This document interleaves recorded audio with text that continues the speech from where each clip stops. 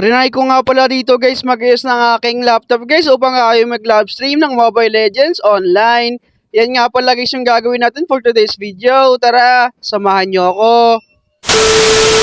What is up guys, for today's video nga, saya-saya ko dyan kasi may naisip ako kung pwede natin gawin for today's video. Mag-aayos nga lang pala tayo ng laptop para dun tayo mag-live stream ng ating Mobile Legends Bang.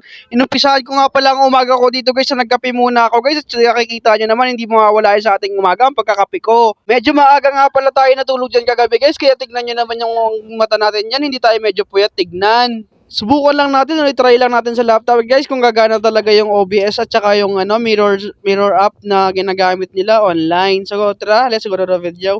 Ito nga guys, sinetap ko na yung laptop guys. So titignan na lang natin kasi magda-download muna ako dyan ng A-Mirror Power App tsaka yung OBS Power App.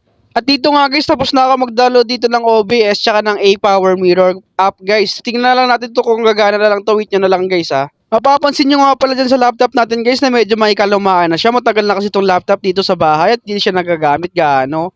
Nag-download din wala ako dyan guys ng mga voice changer app guys dito sa ating laptop para mag-iba naman yung boses natin habang nagla-livestream tayo para hindi naririnig itong pangit nating boses. At dito nga guys, na setup na natin yung A-Powered Mirror guys, pati na rin yung OBS app natin dito guys sa ating laptop guys. Tignan na lang natin to kung gagana talaga. Medyo hindi nga nadidismaya na talaga ako guys kasi medyo hindi kinakaya ng ating laptop dito.